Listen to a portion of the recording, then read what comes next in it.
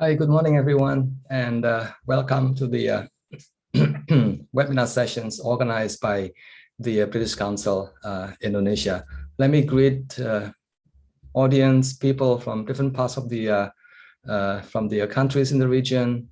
If you're from Korea, annyeonghaseyo. If you're from Thailand, sawadee-krap. And if you're from Indonesia, selamat pagi. And for the rest of you, good morning. My name is Willy Renandia, and I'm privileged to be assisting the British Council Indonesia in putting together a series of webinars under the broad theme of English language teaching today, opportunities and challenges. The purpose of this series of webinar is to engage you, the audience, in a dialogue, in a conversation about trends, about recent trends, that are happening in our field, and with the hope that you will be able to work with us to reflect on these trends, and also, if possible, try to see how these trends can be translated in the language classroom. As I mentioned early on, there's going to be a 4 webinar series. The first one is today, and the title is Strategies for Teaching Multimodal Literacy. And the 2 speakers today are Victor Lim and Lindsay Herron. Victor Lim is from Singapore, and Lindsay Herron is from the US, but currently she is working in Gwangju, Korea. The following week, on the same Saturday, we'll be having the second session in the webinar series. And the topic is also equally interesting and exciting. It's on how we can help students improve on their English language proficiency using extensive reading and listening. And the speakers will be Professor Rod Waring and myself. The following week, also on the 3rd Saturday of March, we'll have another exciting session. It's on task and project-based learning. And the speakers are Professor Rod Ellis from Curtin University, and a colleague of mine from Universitas Negeri Malang, Indonesia, Francisca Yvonne, and they'll be telling you everything that you ever want to know about task-based and project-based learning. And the very last, the 4th webinar will be happening on the 26th of March. The topic will be on writing, and the 2 speakers will be focusing on how we can help our students develop their writing skills. And the speakers, both are well-known second language writing speakers. The first one is Ken Hyland from the UK, and the second one is I.C. Lee from the Chinese University of Hong Kong. Ladies and gentlemen, before we begin, we'd like to remind you of some of the housekeeping matters. First off, please be reminded that the session today is recorded and live streamed as well. Another thing that I'd like to remind you is that, during the Q&A session, we would like to invite you to write your questions in the Q&A box, not on the chat section, but on the Q&A box or the chat section of the YouTube streaming application. At the end of the session, we'd like to invite you to provide feedback so that we can, do a better job next time. And right after the feedback, you'll be able to download your e-certificate.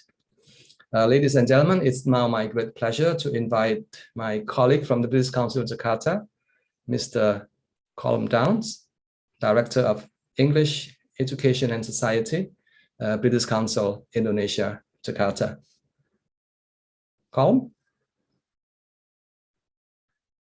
Thank you very much, Pat Willie, and good morning, everybody. As Willie said, my name is Colm. I'm in Jakarta, and I'm delighted to be with you all here this morning.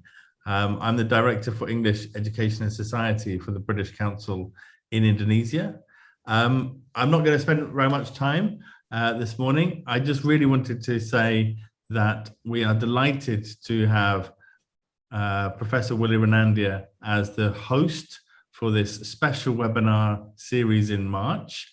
And we're very we're honored to have Professor Willie, but we're also honored to have 8 fantastic speakers from across East Asia and around the world who'll be sharing their expertise with you in these 4 sessions. We're very passionate at the British Council about professional development opportunities for teachers. And one of the good things about this current situation, if you like, is that we've got much better at being able to bring these, invite speakers to share their expertise online for free for everybody, so that more people can get access to their experience, their knowledge, their resources, their recommendations to help you improve your teaching practice with your students, whether you're a teacher in a university or in a school, primary school or secondary school. I'm sure you'll learn something today and in the other sessions that is going to be useful for you in helping you develop as a teacher, and that will help your students as well. So that's really all I wanted to say this morning. I really appreciate you coming and tuning in, giving up a little bit of your Saturday. I'm sure it will be worth it. So thank you very much. Enjoy this series and follow our social media accounts on Facebook and Instagram and Twitter if you want to know more about our activities and resources. So thank you very much, and I'll hand back to Professor Willie Renandia. Over to you, Willie. Thank you, Colm. Ladies and gentlemen, we are about ready to begin, and the first speaker is going to be Professor Victor Lim, a colleague of mine, currently teaching in my university, Nanyang Technological University, at the School of Education, locally known as the National Institute of Education. Victor is very, very passionate about multimodal literacy. He teaches a number of courses related to multimodal literacy, and he has also done a number of big research projects on multimodal literacy. He published a very, very exciting book last year, and the title is Designing Learning and Embodied Teaching Perspectives from Multimodality, published by Routledge last year. And he is currently working on another book project. It's going to be called Designing Learning for Multimodal Literacy, teaching, viewing, and representing. Victor is going to be sharing with you everything that you ever want to know, almost everything that you ever want to know about multimodal literacy for teaching purposes as well as for research purposes. Ladies and gentlemen, let's welcome Professor Victor Lim. Thank you very much, Professor Willie, for the very kind introduction. Let me begin by sharing my screen.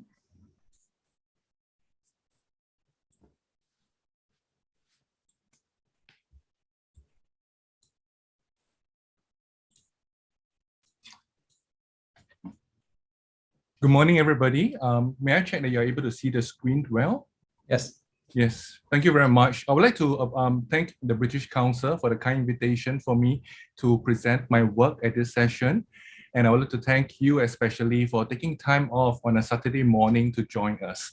So I would like to encourage you to make this session yours. I would share for about 30 minutes some of the key ideas with regard to multimodal literacy learning. I will talk about the what, why, and how of multimodal literacy learning. And I want to encourage you to put in your questions in the chat function, in the Q&A function, so that we are able to address some of the queries that you may have at the end of it all.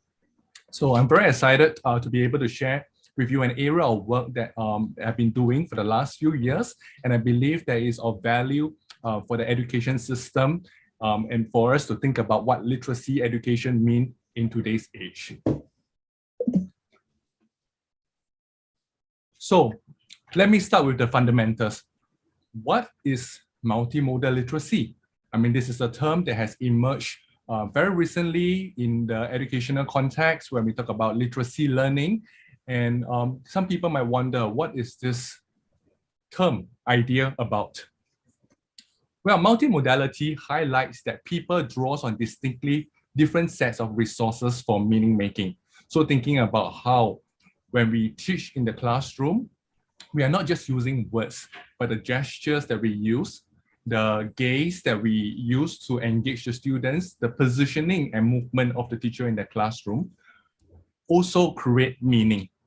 So I want to extend this to think about learning and to think about how the kind of resources that our students engage with in their classroom has moved from just words on a page to include also images, animations in the resources that they learn in a particular subject. Now, the idea of multiliteracies was first introduced to the world in 1996 in a manifesto by the New London Group. So some of you may be very familiar with the idea of multiliteracies. And multiliteracies has challenged us to think about what it means to be literate in today's digital age. So thinking about the kind of life world that our young people engage in out of school, the kind of communication they have on social media with one another, which again moves beyond just using language, words to create meaning, but using images, animations, and music as well. So the New London Group, this is the original group that introduced the idea to the world, explained that they added two multis to literacies. The first is in recognition to the enormous and significant differences in context and patterns of communication. So thinking about this was at the cusp of the 21st century. And during that period of time, there was a lot of interest in the idea of globalization, how the world has become smaller, how it is now a global village. And therefore, in the classroom, you will have students from diverse backgrounds bringing with them different experiences. So that is one aspect of multiliteracies. And the second aspect of multiliteracies is the multimodality, recognizing that there's a variability of meaning making in different cultural, social, or domain-specific contexts nowadays with digital technology enabling new ways of meaning making. And that is what we see as multimodal literacy, the multimodality aspect. Carrie Jewett, in her work, reflected on the multimodal turn in education and thinking about how the idea of expanding literacy education beyond just language learning has been reflected in many education systems and the literacy curriculum of many systems. In Australia, Finland, Singapore, US, UK, just to name a few, have broadened their literacy curriculum to include multimodality as part of the outcomes that they want to develop in their students. So essentially, it is a fundamental recognition that there are many ways in which meanings can be made, and therefore there's a need for us to build up the semiotic resources of students who are recognized as agentive meaning makers across contexts as part of the literacy curriculum requirement. Now, make no mistake, language is still important, and language is still the fundamental way in which we communicate. But one of the key understanding of multimodal literacy is that language is not the only way, and there are other ways in which we make meaning, and therefore we need to build up that semiotic resource of students. The term multimodal literacy was proposed by Carrie Dewey and Günther Kress in their work, in their book, Multimodal Literacy, to represent the understanding and competency across semiotic modes. They argue, of course, that information and knowledge are constructed in multimodal texts and discourses, which require a multimodal literacy to fully assess their meanings. And more importantly, is to think about how the shifts in meaning representation change the meaning made. What do I mean by that? So if you think about the textbook of the past, where knowledge is represented mostly with words, right? So if you think about a science textbook, in the past, it used to be densely packed with words. Now, if you look at the textbooks that our young people have today, they are filled with images, they are filled with graphs, they are filled with diagrams. So knowledge is represented not just in words, but also with other semiotic resources. So how does this change the way in which knowledge and understanding is communicated and learned in the particular subject? So multimodal literacy, in a sense, we define that as the knowledge and skills for students and teachers as they engage in the critical viewing of the kind of multimodal text around them, as well as the creative representing with multimodal text. We know that with digital technology, it's very easy for a student to create videos as a way to express their learning, to create websites, collages, posters, as a way to express the kind of learning that they have, the kind of meanings they want to make. So multimodal literacy involves the knowledge and skills in that meaning-making process. It involves that semiotic awareness that Taundro talked about, as well as the ability to orchestrate across different ways of meaning-making, different modes of meaning-making. So in a sense, I hope I have given you a basic understanding of what multimodal literacy is and how that involves an expansion, a broadening of what we typically think of literacy beyond language learning. So the question you may ask is, isn't this intuitive? Why is there a need for us to teach multimodal literacy? Why is there for us a need for us to expand the curriculum to include multimodal meaning making? Well, one of the reasons is that recognition that a popular idea in education, when we talk about young people today, or the millennials that we have, is the notion of the digital natives. So this is a notion that was coined by Mark Prensky. It refers to millennial learners who have grown up with a host of relatively new technologies. So we look at our children, we look at the young people in our classroom, they are very savvy with the use of computer, cell phones, video games as part of their life world. So we know that these digital natives connect with friends and family through social networking, text messaging, and other technologically mediated approach. And this particular notion has influenced many policies and practices in the way we engage with these young people. However, we also recognize more recently that the idea of the digital native can be contested. In fact, some have seen that as a myth, really. We recognize that digital natives have grown up using technologies, but they may not be necessarily adept in digital skills, such as producing and interpreting visual communication. In fact, we also recognize that even though they may grow up with digital technologies and use digital technology as part of their out-of-school meaning-making activities, they may not necessarily be adept in using the same skills for learning as well. And this is because digital natives neither possess equal digital literacies, and they are not a homogeneous group, so they're not quite the same. This is because they have differential access, they have different opportunities based on the kind of backgrounds that they have, the socioeconomic status, the kind of access to devices, the kind of guidance and family support that we have.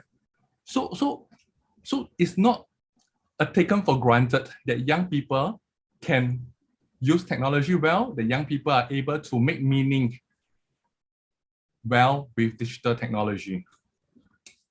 Now, we heard of the digital divide, and many of you are familiar with the idea of the digital divide, especially in big countries like Indonesia, where access to computers can be an issue, can be a barrier to the kind of learning experiences we want to design for the students. But it's also interesting to note that beyond access to infrastructure, another concern with regard to the digital divide is the idea of the kind of digital literacies needed to harness and make the most of the kind of technology that's available to our students. In fact, Andre's literature talks about how about 70% of 15-year-olds who may grow up with the computers may not possess the kind of digital skills to navigate the digital environment, right? And thus the new digital divide, or the second digital divide, is more than just about access to hardware and infrastructure, but it's really about the knowledge and skills to navigate the digital environment. In a work that is done by Maria Grazia-Sindoni, they look at the idea of digital literacy and they try to unpack it according to a few dimensions. So what we may be familiar with is the idea of digital technology, being able to use tools well. But beyond that, there are other dimensions that she highlighted as well. So for instance, multimodal orchestration, how we are able to use various semiotic resources well to make meaning. And this is what we call multimodal literacy here. And there are other aspects such as intercultural communications and transversal skills. So things like critical thinking, soft skills in terms of resilience, that is part of the dimensions of digital literacies. But we want to focus on multimodal orchestration when we talk about multimodal literacy. So in a nutshell, we recognize that the changing nature of the communication landscape, we recognize the new technologies that we have around us is making that need for us to broaden our definition of literacy. And as Günter Kress pointed out, that literacy in the new media age, in today's age, will involve human cognitive, affective, cultural, and bodily engagement with the world and on the forms and shapes of knowledge. So therefore, there's a shift away from alphabetic literacy, making meaning with just language, to explore the kind of new forms of literacies needed in today's world. As a result, recognizing the different type of learners that we have in our classroom, the different readiness for them to make meaning with multimodal resources, the different kind of background and guidance and support that they have from home, we need them to think about what the school can offer to them to help them be literate and ready to engage with the communicative demands of today's landscape as well as tomorrow's workplace. So in this slide, the literacy curriculum, I argue, cannot remain a solely language-focused curriculum, because to be considered literate in this day and age is to be able to effectively communicate multimodally. And this recognition demands an evolution of our literacy curriculum beyond just the reading, beyond just the teaching and learning of reading in print, to thinking about reading both in print as well as on screen, because so much of our knowledge is mediated by the screen interface. From that of reading of books to that of reading of books and viewing multimodal text critically, from that of even writing to writing and typing, and from speaking to speaking and representing creatively. I mean, if you think about the presentation that I'm making to you right now, I'm speaking, but at the same time, I'm using my slides to represent the ideas to you. So I think this is the big question that we want to address after we have understood the what of multimodal literacy, and also reflected on some of the reasons why we want to teach multimodal literacy to our students. Why is there a need for us to broaden language learning in literacy? So what are some ideas, what are some thinking that we can apply when we teach multimodal literacy? Now here I draw from several research projects that I have been involved in the last few years. I have a research project in Singapore looking at how we can integrate the teaching of multimodal literacies into the language curriculum. And we have several other research projects where we explore the kind of learning and literacy demonstrated by students as they play video games, as they engage in educational apps, as they make meaning with their friends in their own life work. So based on that, I want to just summarize some big ideas on what we can start thinking about when we want to teach multimodal literacy. So what are these? I'm going to talk very quickly about four big ideas. The first is to think about designing learning processes, the kind of pedagogical processes that you have in a classroom to help students develop multimodal literacy. The second is about how we can introduce a meta language to help both the teachers and students to think and talk about multimodal meaning making. The third is to explore how we can intentionally design opportunities for students to create multimodal artifacts so that they're able then to express their ideas, their experiences, not just with words alone, but other ways of meaning making.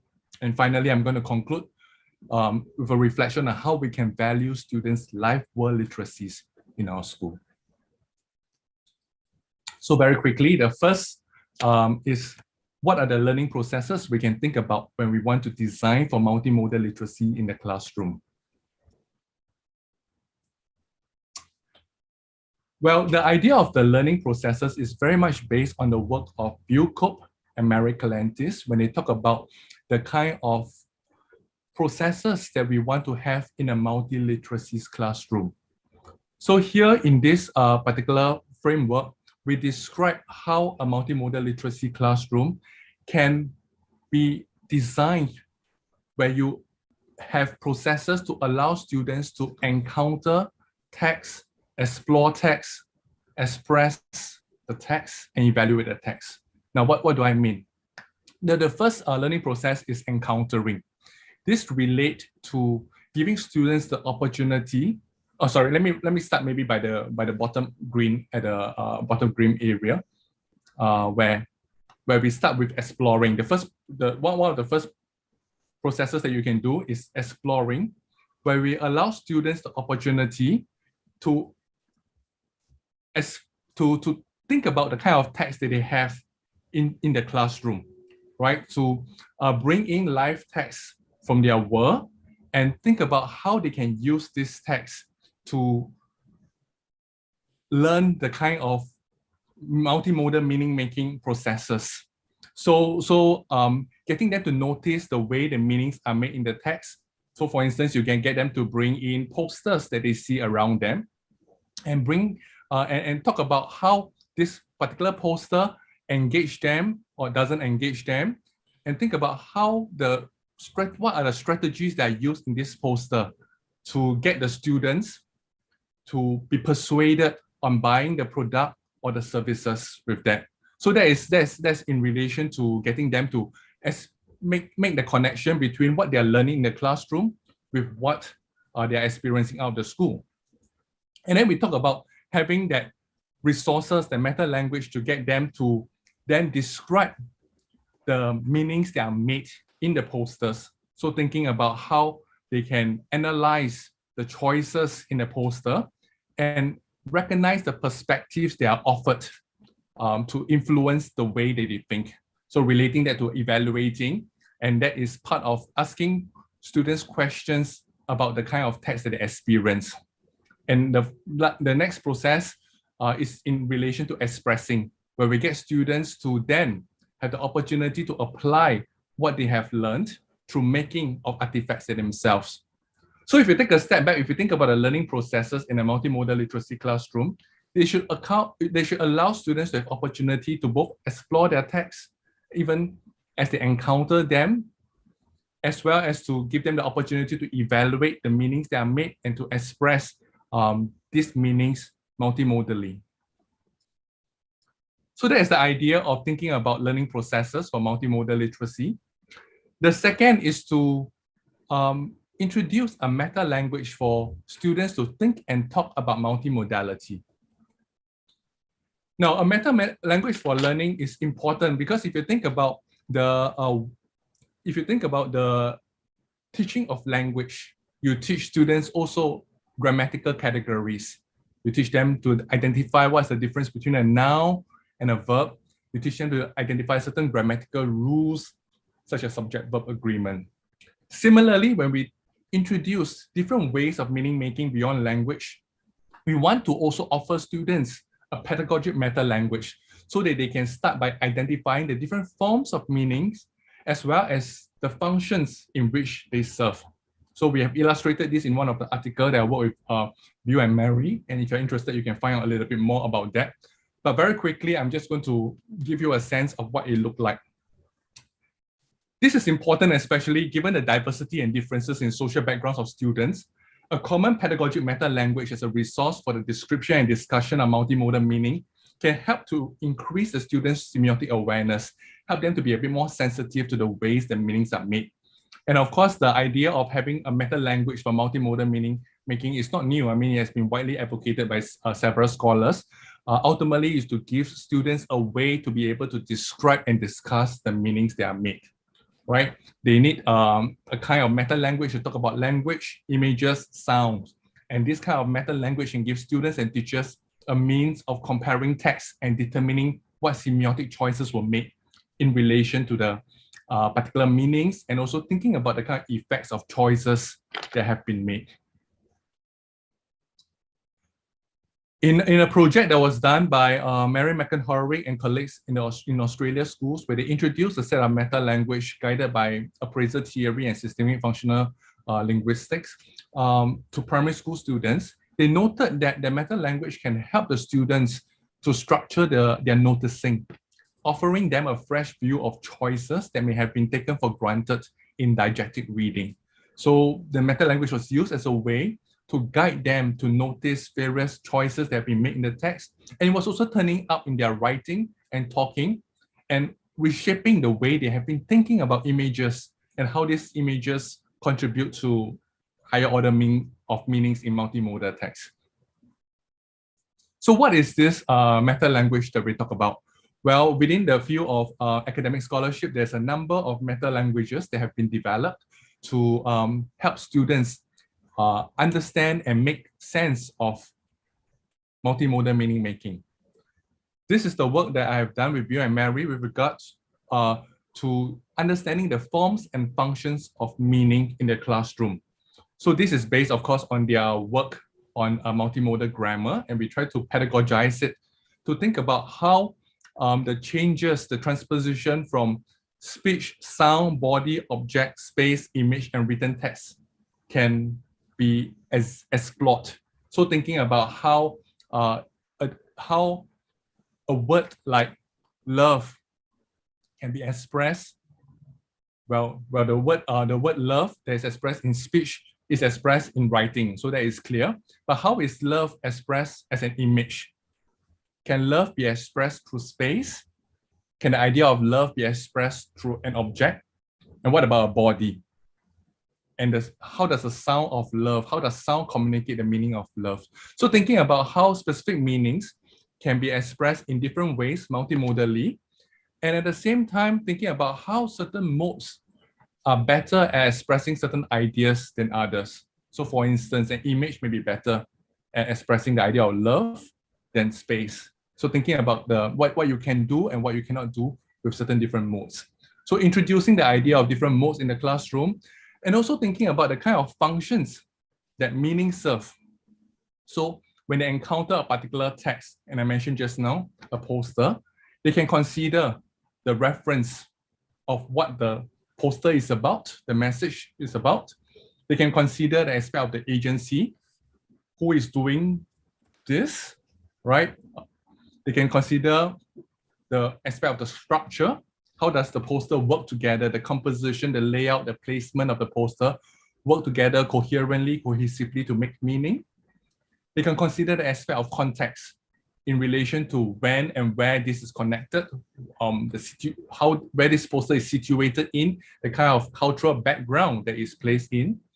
And they can consider the aspect of interest as well, the why. What is this poster for? So what we try to do is to think about the functions of meaning and how they can unpack in very simple ways to help students reflect on the kind of text that they encounter. And this will help them in the interpretation, in the exploration that they make with the specific text. So this is the kind of meta language that we want to bring into the classroom as a way to guide students in thinking and talking about multimodal meaning making. So ultimately, there are different types of pedagogic meta language specific for various types of text. Ultimately, a meta language will introduce the integral features of the text. So for instance, if you have a meta language for films, what are some of the features of a particular film? Let's say we talk about a documentary. What are some of these integral features that are there? What are some of the ways that ideas are expressed? How does the film, the documentary, seeks to persuade you?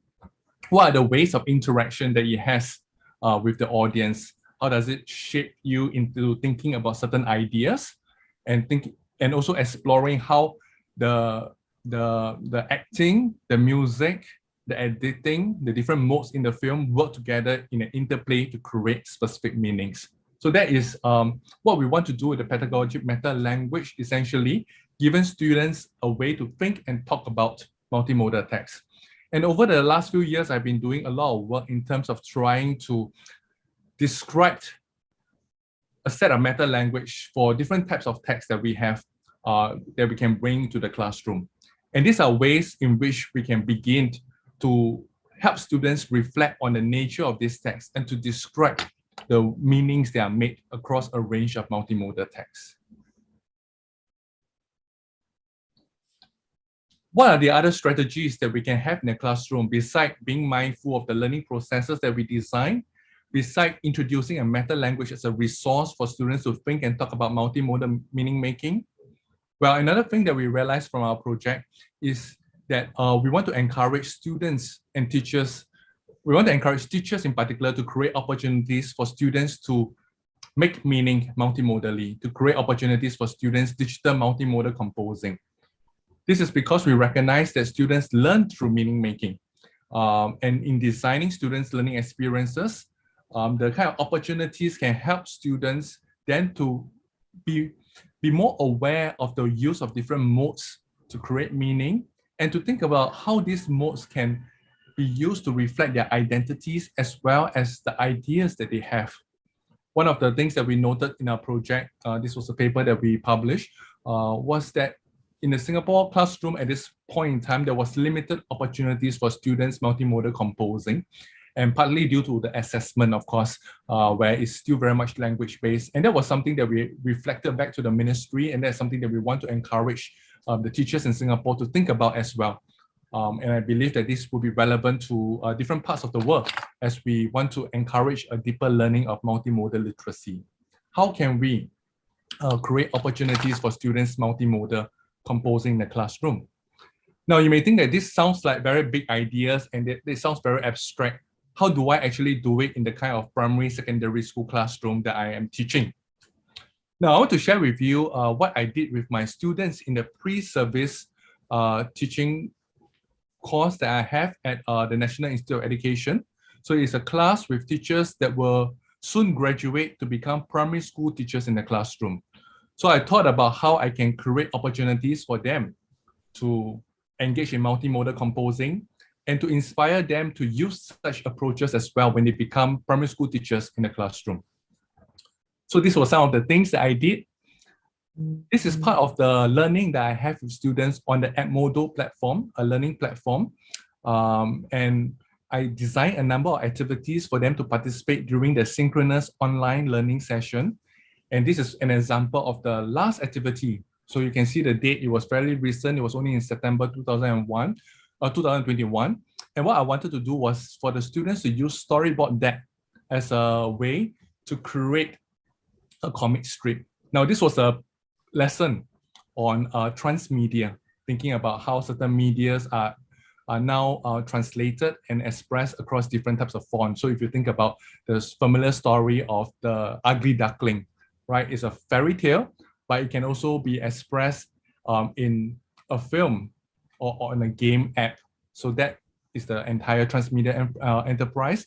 And I wanted them at the end of the lesson to have the opportunity to create their own transmedia as well. In this case, I wanted them to create a comic strip based on a familiar story that they know of, right? So they use storyboard that to do that. And this was some examples, right? So this is an example by one student using the storyboard that to create a comic strip and making a very interesting turn on the very familiar story of the Three Little Pigs, right?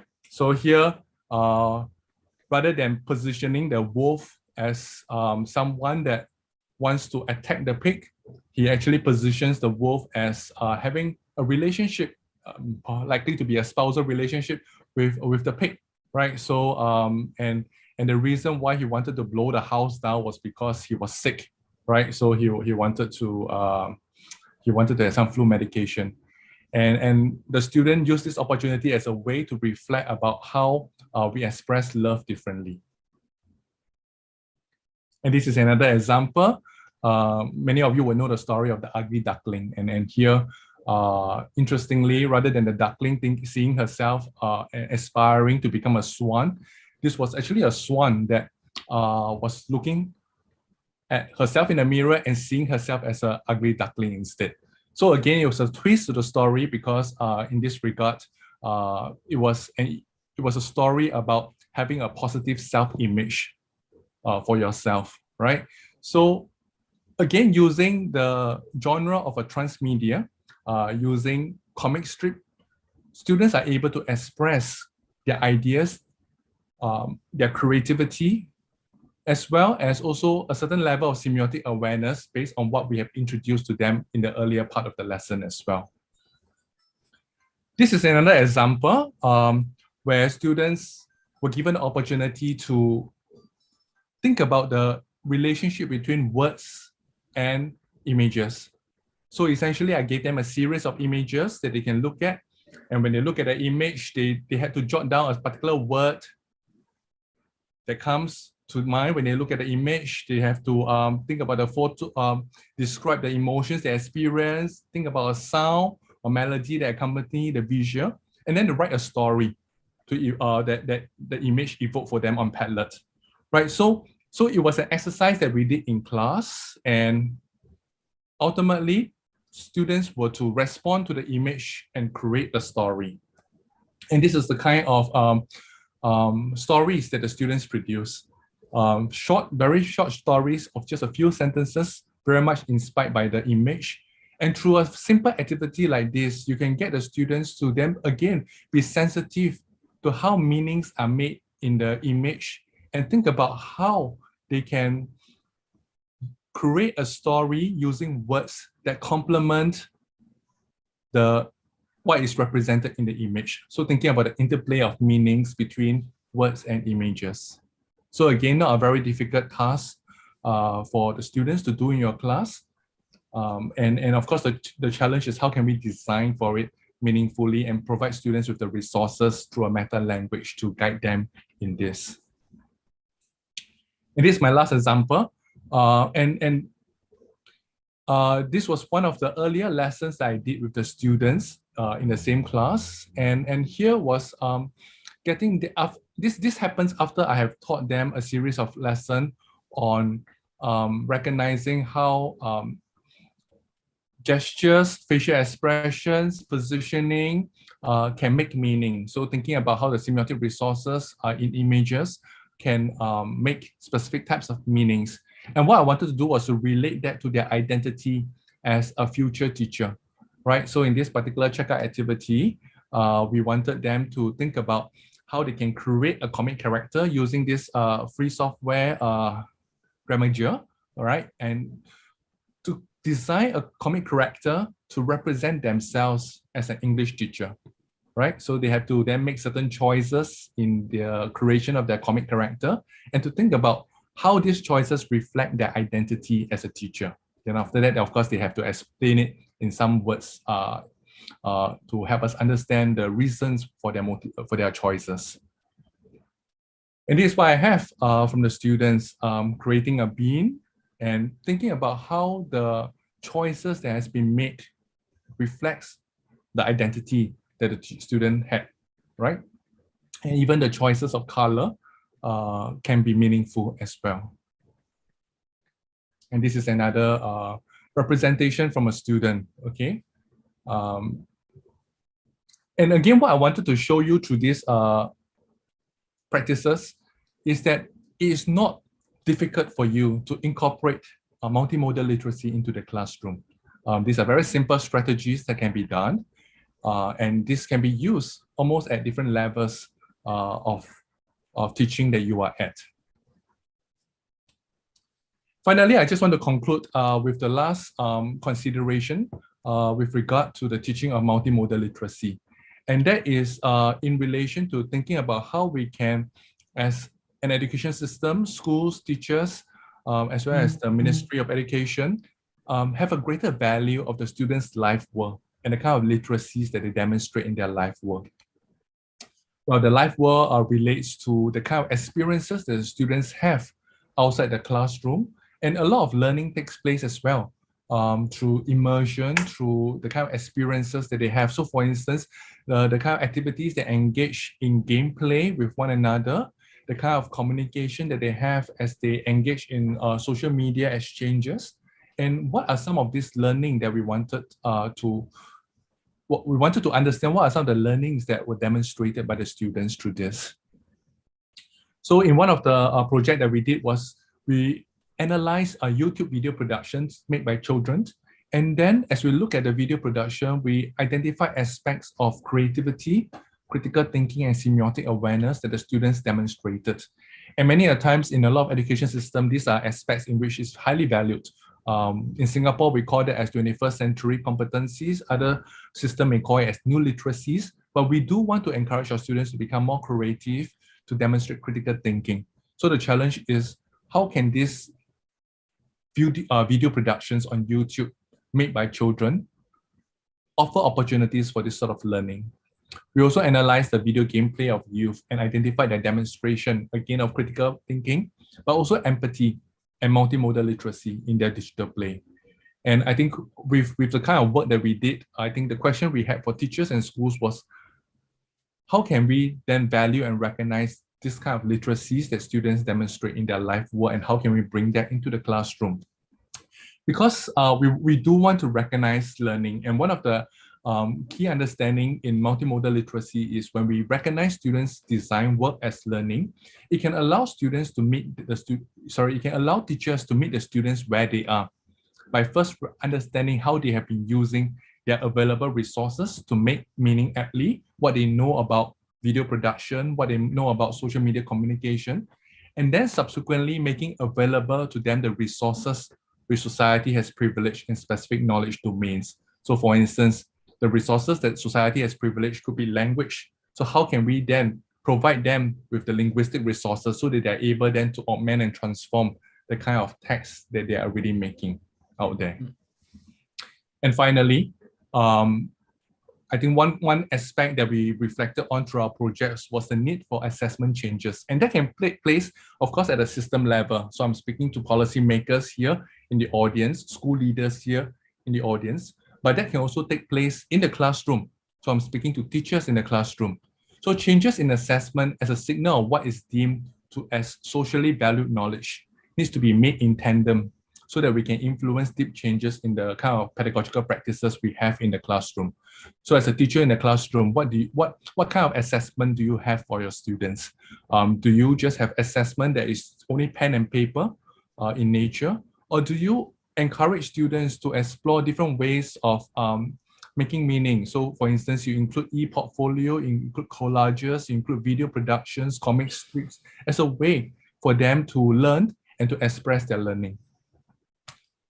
So these are some of the strategies that I have highlighted based on the work that I have done, and I look forward to hearing your thoughts and feedback on them. Thank you very much. Clap, clap. Thank you very much, Victor. Very exciting and very insightful presentation on multimodal literacy. Can I just ask one small question before we move on to the next speaker? I think Lindsay is so excited and anxious to start as well. Yeah, Victor, what are some of the challenges of teaching multimodal literacy in the school context, because teachers usually in many parts of the world, they don't have access to, digital materials, and the kind of materials that they use is likely to be, text, maybe with some, fixed images. But the full range of resources that you mentioned may not be available for both the teachers and also the students. Is there anything that you could, advise for those people? Thank you, Dr. Billy. I think that is a very important question, especially in reflection to the very diverse group of participants that we have today. I would like to make it very clear that when we talk about multimodal text, they need not be digital in nature. Of course, with digital technology, it allows new ways of meaning making, right? Which is exciting, which is great. But we are talking about also posters that are print in nature, but consist of images. But we know that color and layout can be meaningful as well. So recognizing that multimodal text need not be digital in nature, and they can have access to the kind of print live text that the students have available in the live world. So looking around them, what kind of text do they use to communicate and bring this text into the classroom? I would say that the main challenge really is having that shared language for students and teachers to talk about meaning making. And that is why the work on the meta language is useful, because it gives both teachers and students a sensitivity to how, say, meanings are made in images and a shared vocabulary so that they can talk about how the meanings are made in the specific image that they're looking at. Yes. Another follow-up question, this came from the one of the members of the audience, is whether and to what extent we need to go full-fledged, so to speak, when we consider multimodal literacy for older students or for older people like you and me. Many of the teachers here are older people. They have had a lot of experience doing the sort of the monomodal, if you like, literacy. For some of them, some of the things to do with multimodal literacy, like adding images, can come, intuitively or quite naturally. So to what extent do we need to relearn or unlearn some of the older literacies that we have acquired over the years? Thanks. I think that's also a very important question to consider. The idea really is to build on what we have already know, what we already learned. So building on our existing resources. Now, for older learners or for adults, how can multimodal literacy be relevant? I think the main thrust really is to recognize that there can be ideologies, there can be values, there can be messages that are communicated not just with language, but through multimodal text as well. So again, if you think about news, I know in the last administration in the US, there's a lot of interest in fake news, right? Fake news continue to be very important as a concern today, right? And these fake news are not presented just with words. They are presented through images, and they seek to elicit an emotional engagement with you rather than cognitive engagement. So they seek to persuade you with emotions, with videos, with photographs, to get you to think about it in a specific ways. And therefore, if you think about that critical viewing of the kind of text around us, I think multimodal literacy will help us to be a bit more discerning as adults, and to recognize perspectives and to question and interrogate the kind of text we experience. Yes, agree. It's important to be discerning. It's important to be critical. It's a very important point that I will get back to you a bit later after Lindsay's presentation. Ladies and gentlemen, please give another round of applause for Professor Victor Lim from National Institute of Education, Nanyang Technological University. Ladies and gentlemen, let me now pass on the screen to my co-moderator today, Ming Sawasdipon. Locally in Thailand, people will call her Ajan. Ajan means teacher, yeah? Ajan Ming Sawasdipon. Yes. Ajan Ming, please go ahead. So, Sawadee, and good morning to everyone from Thailand. My name is Ming Sawatdipon. I used to be a part-time lecturer at Chulalongkorn University for English foundational courses, but right now I'm a full-time PhD student from the English as an International Language program, also at Chulalongkorn University. It's a pleasure and it's an honor for me to be here with you all today. So let me introduce you to the second guest speaker for today's session. So we have Professor Lindsay Herron. Professor Lindsay Herron has been a visiting professor at Gwangju National University of Education in Korea since 2008. Currently a doctoral candidate in literacy, culture, and language education, LCLE, at Indiana University. She also has a master's in LCLE, another master's in cinema studies, bachelor's degrees in English literature and psychology, a postgraduate certificate in learning sciences, media, and technology, a CELTA, and a CELTA YL extension. Her current research focuses on the multimodal interactions and critical cosmopolitan literacies of language learners participating in an online cross-cultural exchange. So for today's presentation, her presentation will be on making learning meaningful and memorable through multimodal projects. So ladies and gentlemen, please join me, perhaps internally, in welcoming Professor Lindsay. Professor Lindsay, please. Thank you so much for that warm introduction.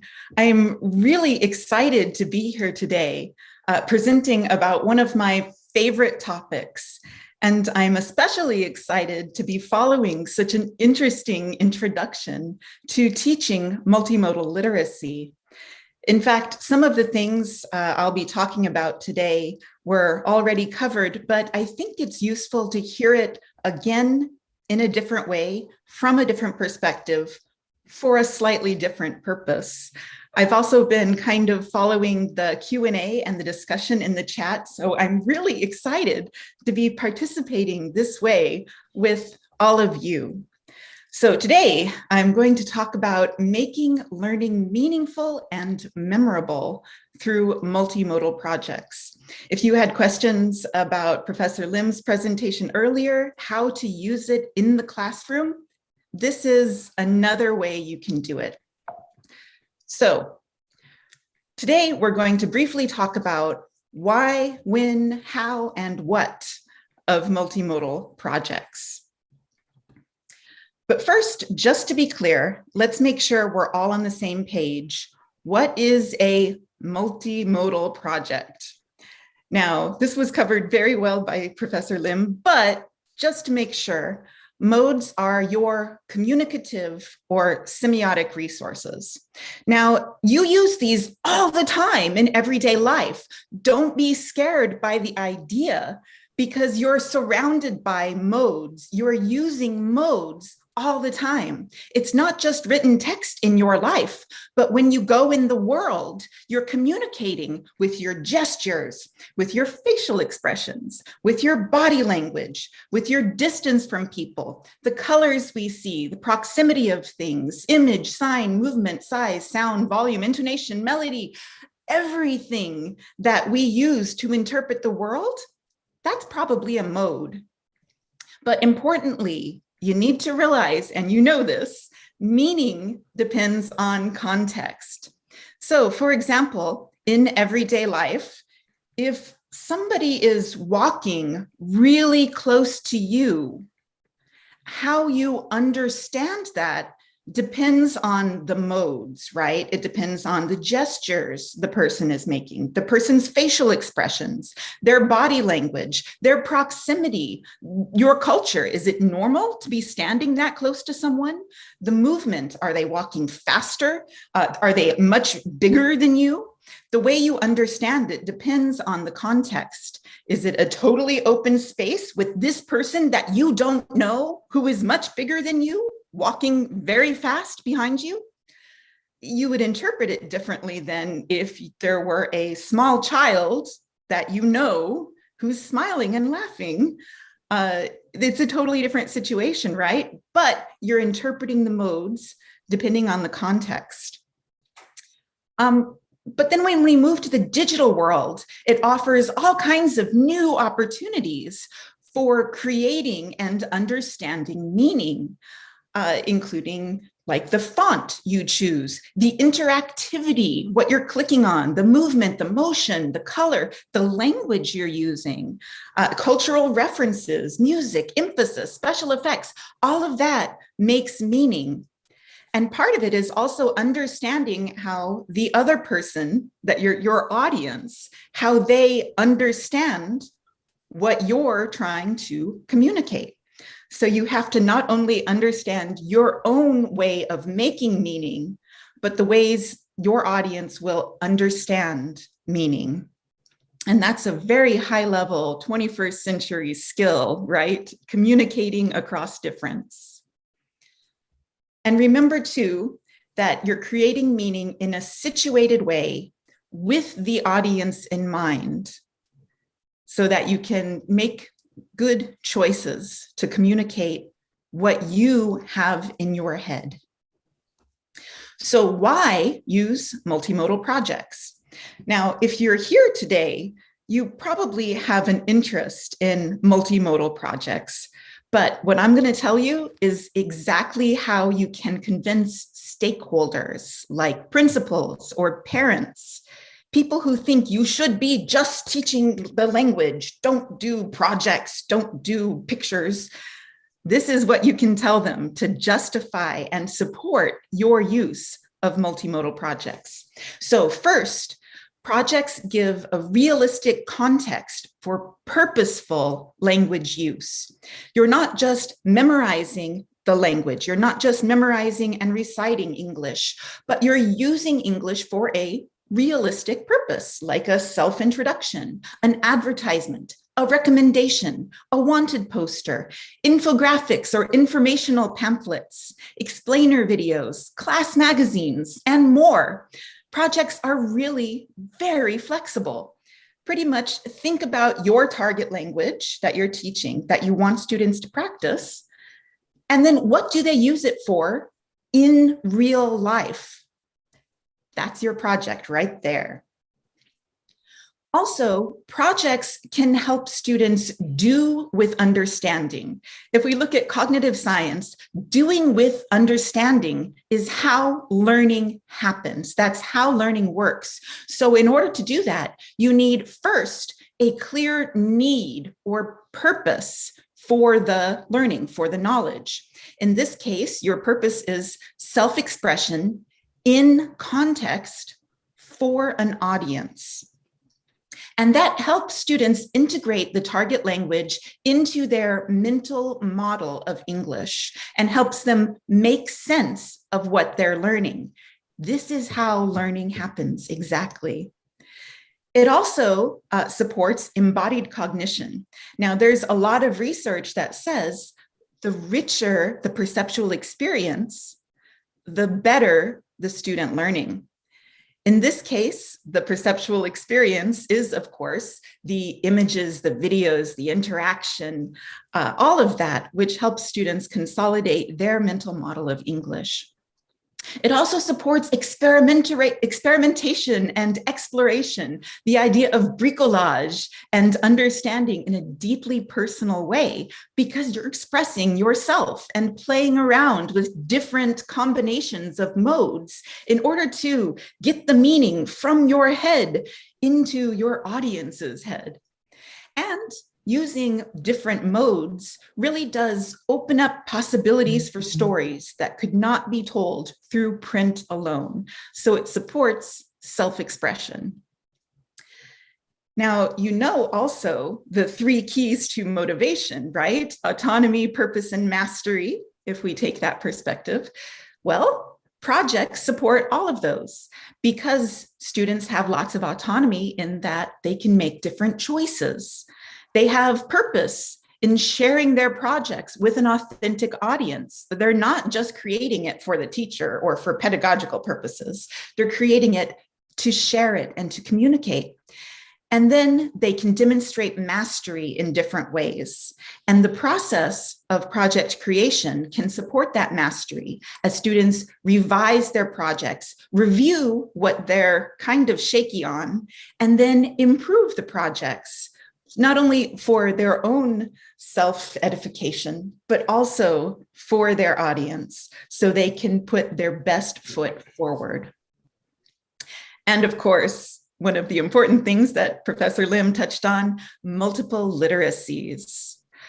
Projects, multimodal projects, especially digital multimodal projects, support new literacy studies idea of multiliteracies.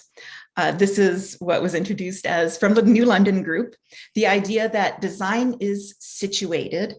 We are both inheritors of the patterns and conventions and also active designers of meaning. New literacy studies and multiliteracies value the whole spectrum of communicative practices, including the skills involved in using them together and relating them to each other. It values our entire repertoire of semiotic resources and redefines what counts as knowledge. So it's a redistribution of semiotic power. Maybe you have a student who is not good at English reading or English writing, but they are really good at the visual design elements. So they can use those visual elements to support their language use. And that really does give them a lot of power and is more similar to what happens in the real world because we communicate with so many different modes. This helps make our students 21st century communicators as they creatively communicate across difference. Multimodal projects also supports HOTS. You know HOTS, right? Higher order thinking skills. You're probably familiar with Bloom's taxonomy, but let's take a second to think about Bloom's revised taxonomy. These are the higher order thinking skills, right? Analyze, evaluate, and create. All three of those are definitely supported by multimodal projects. So for example, when you're making a multimodal project, especially in this case, a digital multimodal project, you have to examine all of the options. You have to compare and contrast them. What exactly does this picture mean versus this picture?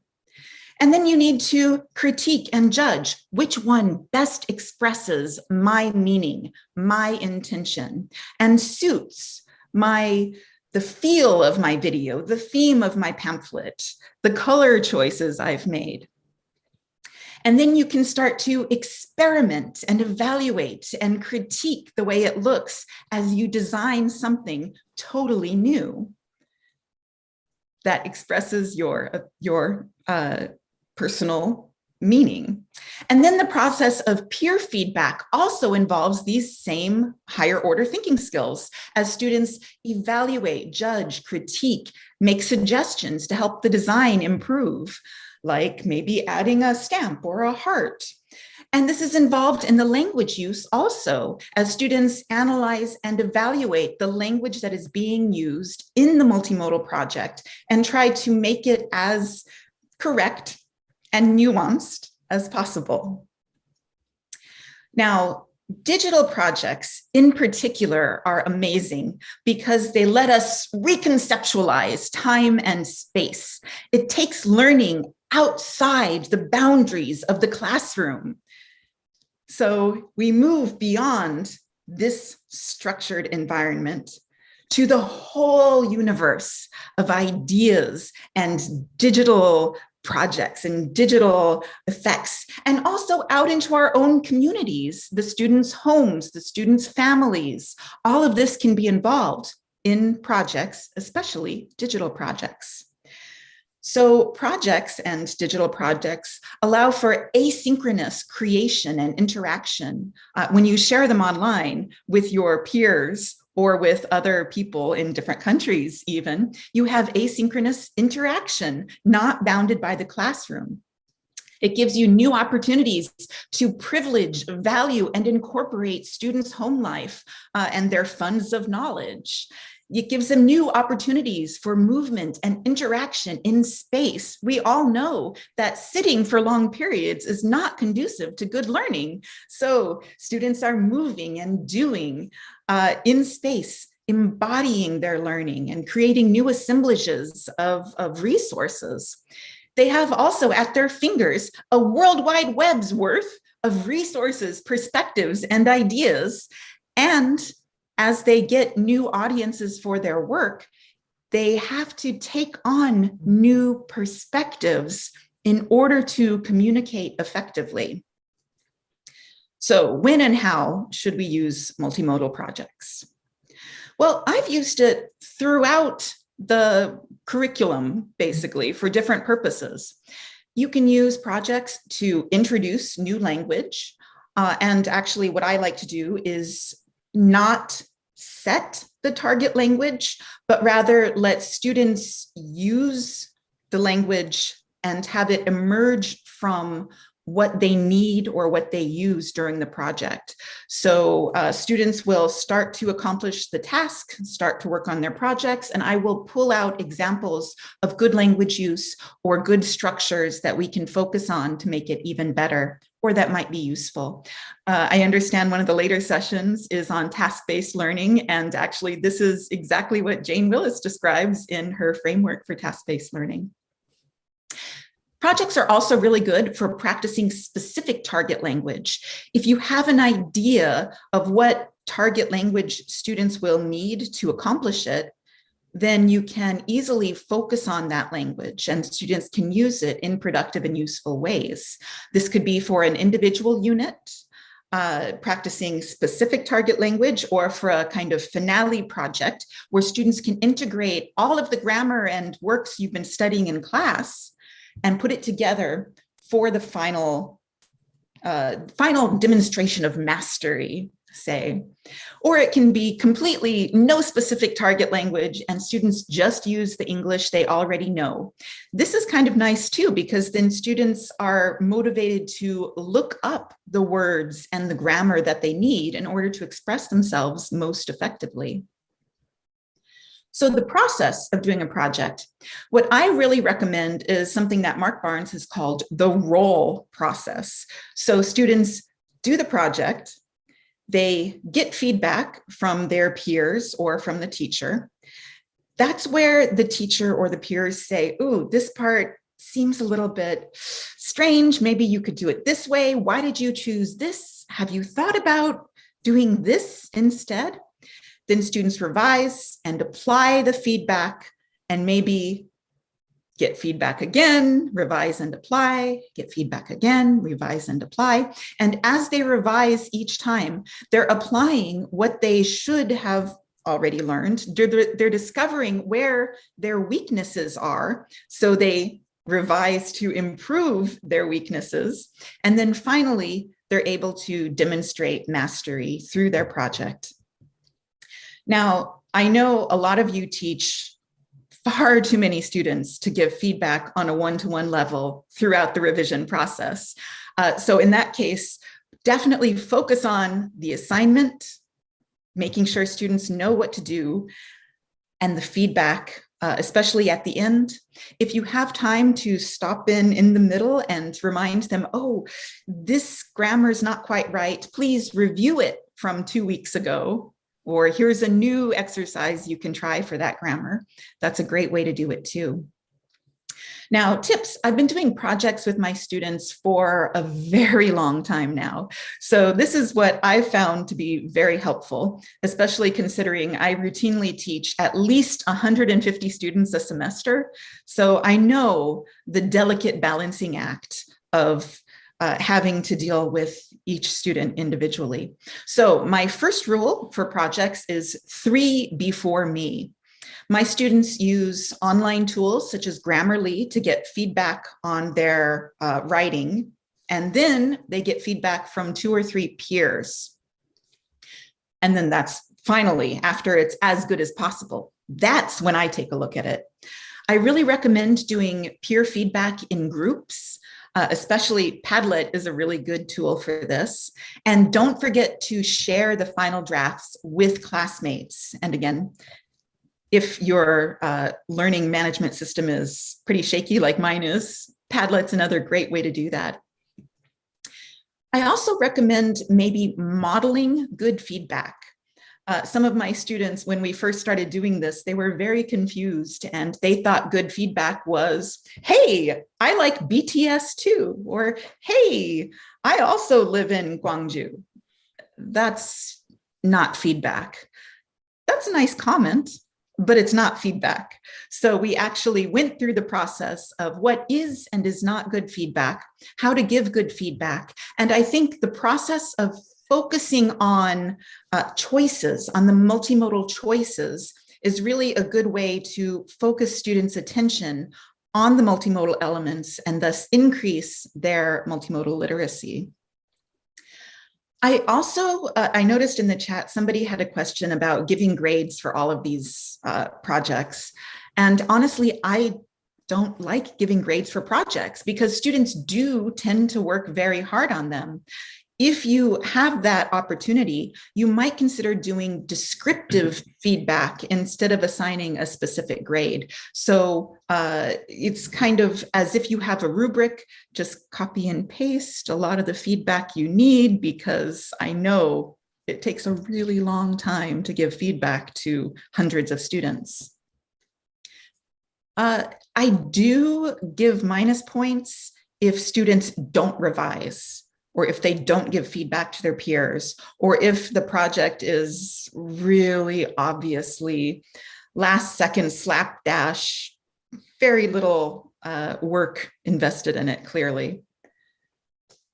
But this is where rubrics could help as well. I find rubrics are great for saving grading time. I do make them part of the initial assignment so that students can see what they're working toward. I make it part of peer feedback, where students can actually go through and tick off what is working well and what maybe could use some improvement. And again, it's focusing students on the multimodal elements so that they know how to improve their own and start paying attention to how others can improve, which gives them their own ideas for improving their own work. Don't forget to leave space for your comments. And definitely on your rubric, include not just mechanics like grammar and spelling, but also organization, effectiveness, the multimodal elements.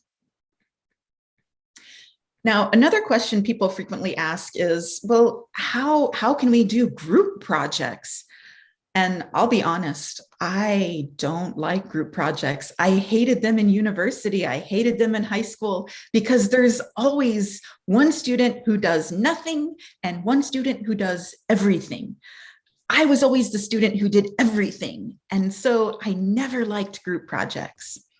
But there are some very effective ways to do group projects if you want to use those in your class. And that's another good way to kind of limit the amount of feedback you need to do by kind of consolidating your students into groups. So one thing that works really well and is very similar to what happens in real life is each member in the group takes a specific role. I usually don't dictate the roles, but rather let each group list what each student is doing, what each student is responsible for. I've also used self and peer ratings for group participation so that the students rate their own group participation as well as the participation of their peers. My ratings are pretty basic. It's basically, came to group meetings, supported and encouraged your group members, worked hard on the project, contributed new ideas or built on others' ideas. And then I asked the students to write exactly what they did for the project.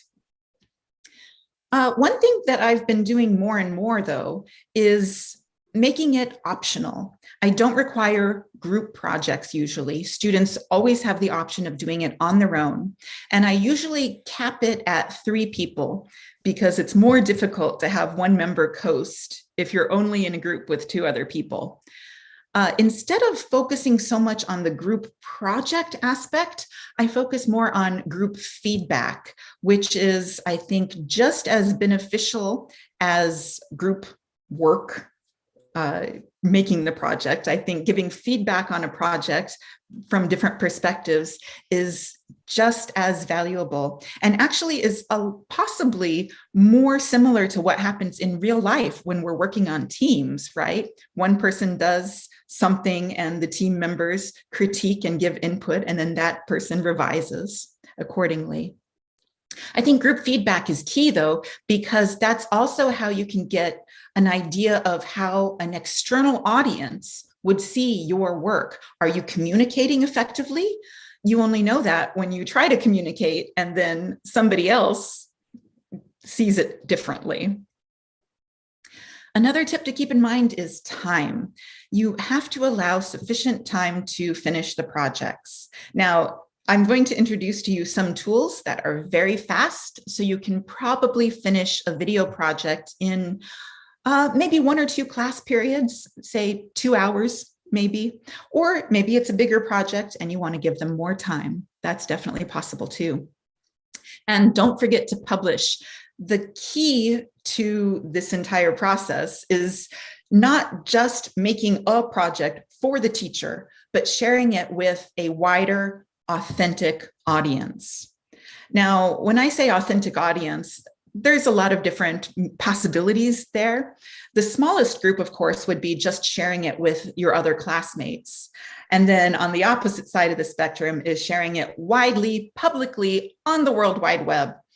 When I require students to share with their classmates, sharing is mandatory, but the freer and more open we get, the less I require students to publish, because some of my students are just shy.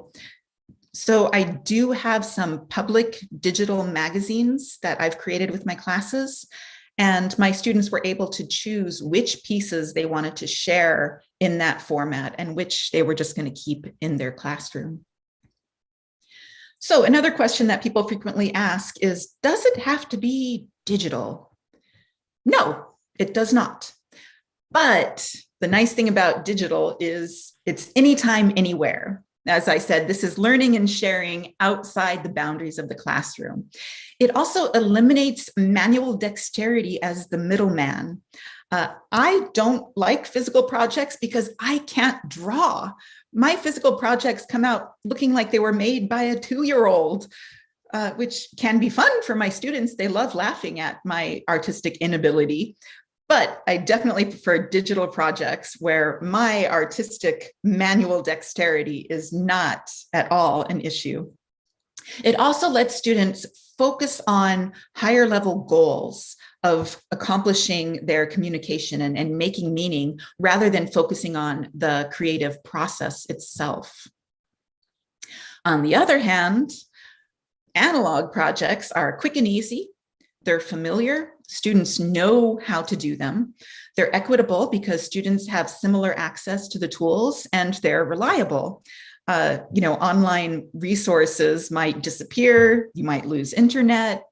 So at least if you have chalk and pencils and paper, you know it's going to be there. It won't just vanish. Now, deciding whether you're going to use technology for the projects, I recommend considering the PICRAT model. Some of you might know SAMR. SAMR's a great way to do this too, the SAMR model.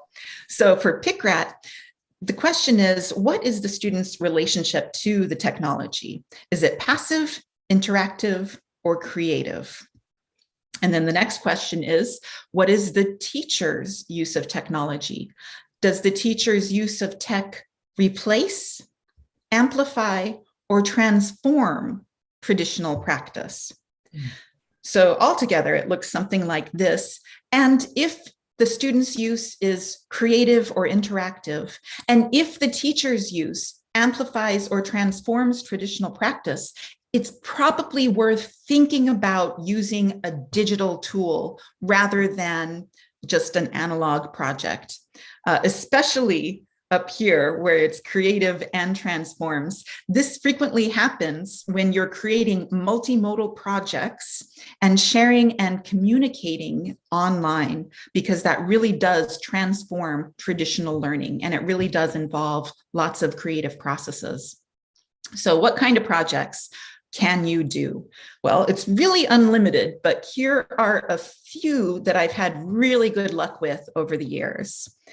The first is advertisements. I really like getting my students to do advertisements. The analog version that we've done in class is students plan a 7-day tour of Korea. In this case, we had 4 students prepare together. They had to plan all 7 days, make posters, and then write a quick sales pitch.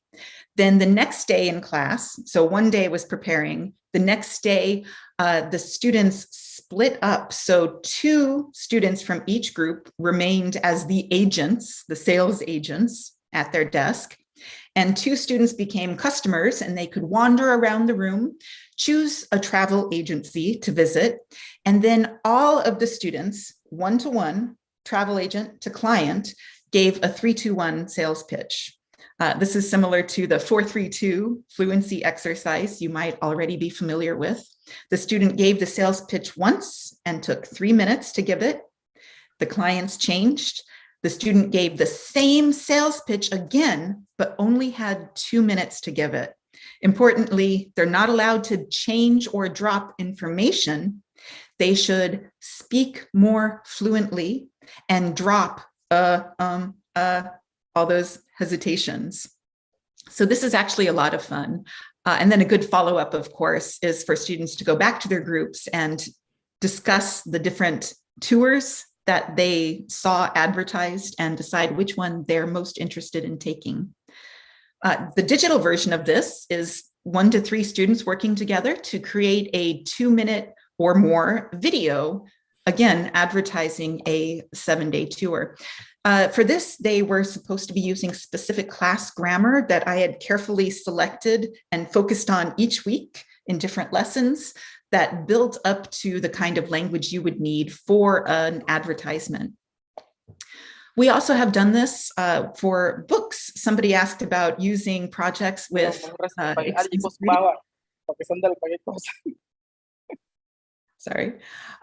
for extensive reading. We actually did book projects at the end, a book box or a 3-dimensional book introduction, basically. Again, including the specific class grammar. And again, we did a 3-2-1 sales pitch in which students could introduce their book, and they had certain things they had to hit, like introduce the characters, talk a little bit about the plot, who would like it. You had to make some specific recommendations, and so on. The digital version of this was similar to the tours. Students made a 2-minute or longer video advertising their favorite movies, games, TV shows, pretty much anything. We were very flexible. We've used different online tools to make wanted posters. Specifically, I use these in my classes where we're talking about has been, ing. This could be small teams or individual, analog or digital. For the analog version, I told them not to write the student's name and just draw a picture and write their crimes. And then the other students had to guess who the criminal was.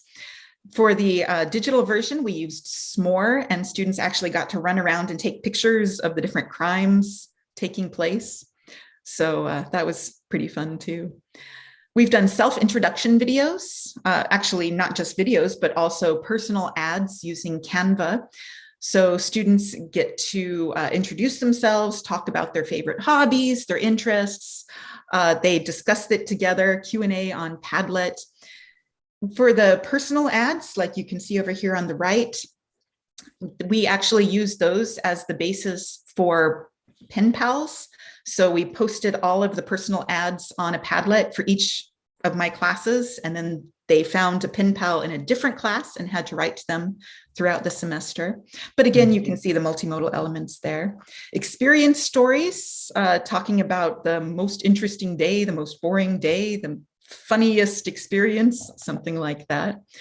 And then you can put them all together at the end of the semester if you want in a digital magazine. I've been doing this every fall with my English composition class, where students write and then make it beautiful or multimodal, and then we publish it in the digital magazine.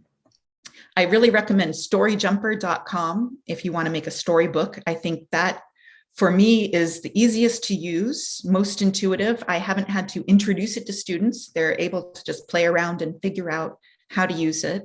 It's also makes it easy to share. It's totally free. For still images, I really like Canva, Adobe Spark, S'more, which lets you create interactive posters, PhotoVC for photo collages. Take a moment, if you can, to introduce your students to the idea of finding legal images rather than just downloading whatever they find on Google. Pexels, Pixabay, Burst, Wikimedia Commons, Pixneo, and even Google image search are really good ways to find photos that have Creative Commons licenses or are public domain. For videos, Animoto is hands down the easiest because you choose a theme, like a style, you upload your images, you add a little text, and boom. You can choose a different music if you want to, but it depends on your time. I promise you can create a 2-minute Animoto video in one class period, no problem. You could probably do it right now while you're listening to me and be done by the end of the presentation. Adobe Spark videos, also really easy. Canva. My Simple Show does animated explainer videos with the handwriting, and the outline, cartoons. You've seen them on YouTube. Screencast-O-Matic and Zoom are really good if you want to record your screen. For managing projects, I like to assign them using Google Docs. You have to use the Doctopus add-on. I don't have a good LMS at my school, so that's why I choose Google Docs. Padlet is a good way for assigning and managing all of the feedback and comments and questions. Class Dojo is really great for managing your feedback, not so much for interaction among students. And Google Sites is fantastic if you want students to actually publish their work in a digital magazine. So go make projects, have fun.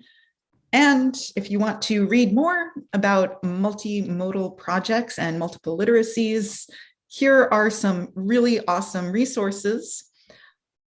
And I want to point out, I have a shared stuff folder. If you're interested in the rubric I have used for a few years for my book projects, I think I've got that in my shared stuff folder. I also have some handouts from older presentations that introduce a lot of these online tools and have other suggestions as well. And if you're interested in learning more, please do come to the Korea TESOL conference. Our international conference is happening April 30th to May 1st. You can learn more at koreatesol.org/IC2022. So thank you very much for listening. I look forward to your questions.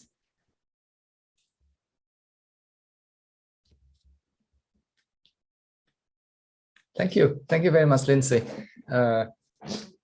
Ladies and gentlemen, please give a big round of applause to Lindsay Herron for her very insightful presentation. Thank you, Ming, for introducing Lindsay as well.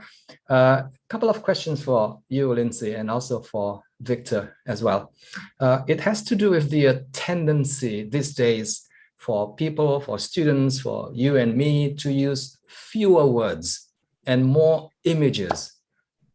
That can raise a bit of a concern for people who teach maybe English as a second or foreign language, because one of our main jobs actually is to help the students to develop their basic literacy in whatever language they're learning. If we can represent a lot of the things and ideas through images, then we may not be doing a good job in improving the overall language proficiency, improving their accuracy, their complexity of language use, and also their fluency. Your take on that? I think this is a very important question to discuss.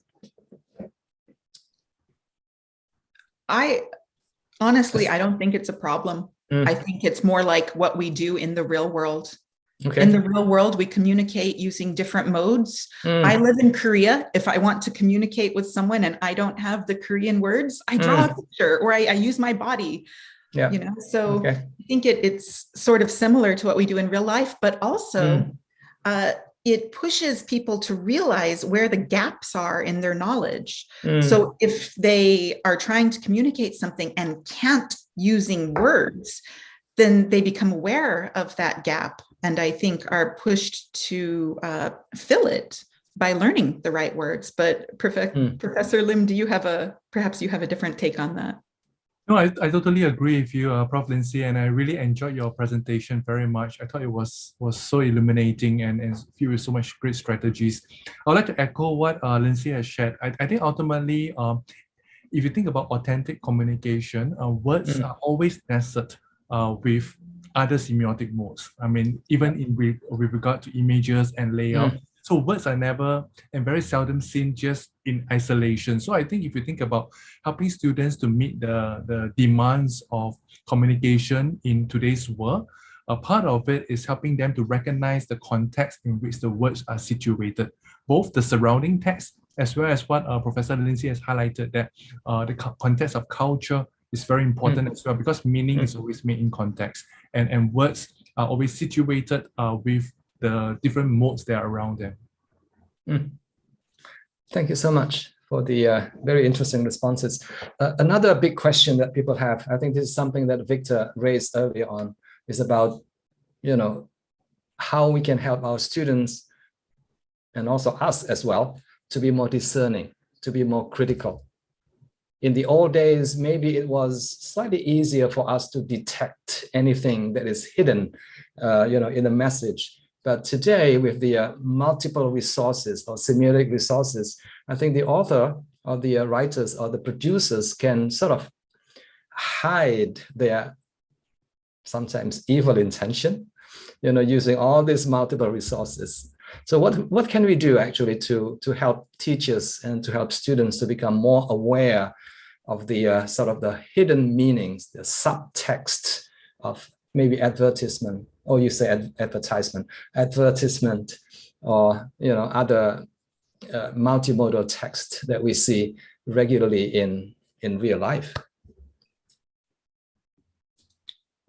Your take?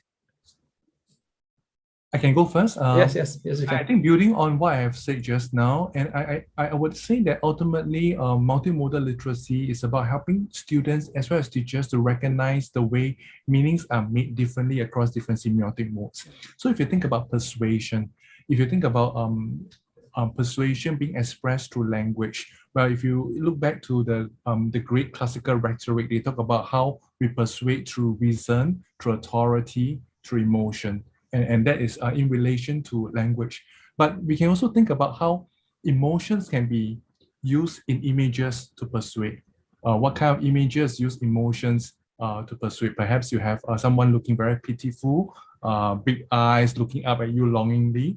What about reason? Can images you persuade through reason as well? I think it's possible.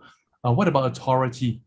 Images can also express different types of authority, such as the use of logos or use of someone in a lab coat to express a certain sense of credibility. So I think part of recognizing and helping students to become more discerning is to recognize the different ways in which persuasion can be expressed, both linguistically as well as multimodally.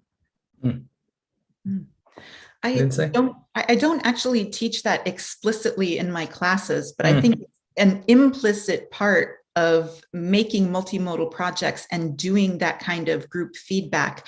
I think as students are pushed to explain why they chose a specific way of communicating, a specific image, a specific video, a specific type of music, they're already a little bit aware of all of these things. But I think when you push them to explain, why did you choose this? Did you consider this other alternative? Or look at other people's works and wonder, why did they choose that when this is better? I think they begin to pay attention to the nuances of meaning that come up. And I think that attention is definitely the first step, becoming more aware of the way we're communicating and the way others are communicating with us. And then from there, it can maybe expand. Yeah. Ming, if you have any question, please go ahead. Yeah. Another important question is for teachers. There's a lot of teachers here in the audience. What sort of new skills they will need to develop in order to be more engaging, to be more skillful in teaching multimodal literacy? People used to say that if you teach reading, then you yourself should be a reader. If you teach writing skills, for example, then the teacher should also be practicing writing to become a writer as well. So what about multimodal literacy? What sort of new skills, what sort of practices that teachers need to be involved in or engaged in? Victor. Okay, that is a very big question. I think the challenge for teachers really is to teach in a way that they may not have been taught before. Right. And to teach work and ideas that they may not have learned themselves. So there's a lot of emphasis that's needed for professional learning of teachers to support them to build up their competencies, so that they can be confident enough to teach multimodal literacy in the classroom. So that is one area of work that should not be neglected. But I think beyond that, I also want to highlight that it is not difficult. It's not rocket science. We are familiar with the teaching of language, and essentially multimodal literacy is to add another layer to what we are already familiar with. So essentially, it's about the teaching of reading, writing, speaking, and listening, but also viewing and representing with multimodal text. And many other times, they can be taught in an integrated manner as well. So for instance, when you teach reading, you can also teach them to view the images that come with them. And many of the skills that are that you have already possessed with regard to teaching of reading can be applied to the viewing of these images as well. So I would say that while there is a new layer of knowledge and skills that need to be supported with professional learning, it is not, and it should not be overwhelming for the teachers. I think it all begins with a certain belief, a certain decision for the teachers to say that I'm not just a language teacher, I'm a literacy educator. And that is why I move beyond just the teaching of language to think about the other ways in which communication happens in our students' life. Good point. Lindsay, do you want to add to that? I just want to emphasize that you're absolutely right. Multimodal teaching is nothing new. We've been teaching multimodal. We have been teaching multimodally for as long as teaching has existed, right? When you want a student to be quiet, you stand closer. Right? And maybe look down. You use your height and proximity and facial expression to express displeasure, or your volume and tone, like, hey, is totally different from, hey. You know, you're already teaching multimodally. I think the next step is to increase the awareness of it. And if you actually have a checklist of modes you want to pay attention to, you begin to do that automatically. Like if students make a project, you do have to be prepared to give more feedback than is good or your English is bad. You know, you need to be ready to say, this color suits it well. It contributes to the overall melancholic mood, you know, so I would say make a checklist of what you want to convey yourself through different modes and what you want your students to be drawing on. And then that way, especially like if you have a rubric, that helps. So you go through the rubric and you check, are students doing all of these things? And you begin to pay attention to it in your own life too. Like, how am I communicating with my students and why did I make those choices? Excellent. One last question before we end today's session. Transmedia literacy. How important is it, or it is, for students, for teachers to be competent in using multiple modes, multiple media for communication? Victor. Okay, I'll give my take on it. The idea of transmedia literacy was really coined by the work of Carlos Scolari in his big project looking at the kind of literacies that young people are engaged with out of school. So looking at the kind of literacy practices that they have on the internet, social media, playing of games. I think before the webinar began, we talked about the use of Discord as a way where young people are actually communicating with one another. And what Scolari observed was that there was a lot of learning that was taking place, a lot of literacies, if you like, that goes beyond what we are actually teaching the students in the classroom. So I think the heart of transmedia literacy is about valuing the kind of literacies that students are engaged in out of school and thinking about how we can bring that into the school context. Now, the question, of course, is why do we want to bring that into the school context? Well, I would say, and I go back to my earlier session about how the idea that students are equally proficient in the use of technology, they're equally savvy in this literacy, is not true. So there is disparity, there's impact equity among students. Some are a lot more savvy in terms of communicating with their friends online, creating virtual worlds in Minecraft. Some may not even have the tools and resources to know how to do that, which is why the schools become play a very important role to level the kind of differences that young people are engaged with out of school. So that is why I think it's important for educators to think about how we can bring these transmedia literacies into the classroom as a way to value, but at the same time also to support students who may not have the opportunities and the exposure and experiences with these literacies. Thank you. Thank you so much, everyone. Thank you so much again, Lindsay, and also Victor, for the excellent presentations today. And also, I would like to thank my co-moderator, Ajahn Ming Sosdipan, for helping with the chairing of the session. Ladies and gentlemen, please give a big round of applause to our excellent speakers today. Smallest announcements before we end today's session. Maria is going to put up the slide now. Don't forget, as I mentioned earlier on, there will be 4 webinar sessions altogether in March. Today is what we have just finished doing together. The next one is happening next Saturday, same time. And the topic is also equally exciting, and the speaker is also very exciting. Me and my colleague, Professor Rob Waring. And the following week, are we showing the following week? Next slide. Oh, no. So that's the slide for next week. I will be announcing the webinar sessions for the 2 other weeks in the month of March. Thank you very much, ladies and gentlemen. And before we end today's session, please take a few minutes to fill in the evaluation form. And afterwards, you can download your certificate. And many of you have asked for the PowerPoint slides. I think we will make them available together with the recorded presentations of the 2 speakers today. Maria, do you have the link?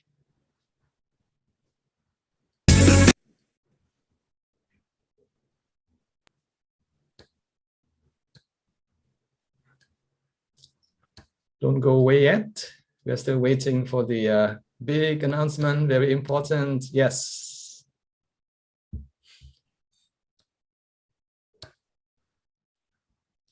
Scan the QR code and then complete the survey. Please say something nice about the speakers today.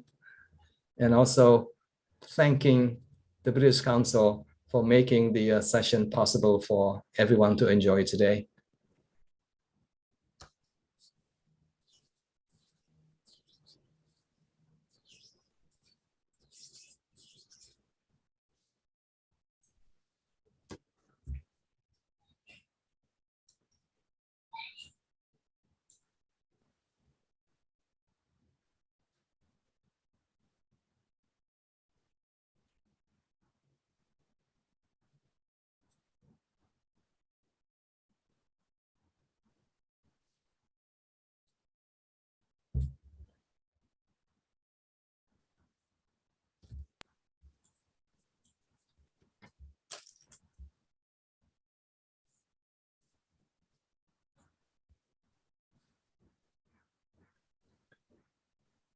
Once again, thank you very much, everyone, and goodbye for now. And I hope to see you again next Saturday, same time, same, I think it's a different Zoom link that you will be receiving from British Council Indonesia. Bye-bye, everyone. Thanks again, Lindsay. Thank you so much, everyone. And Mink. See you next week, Prof. See you next week.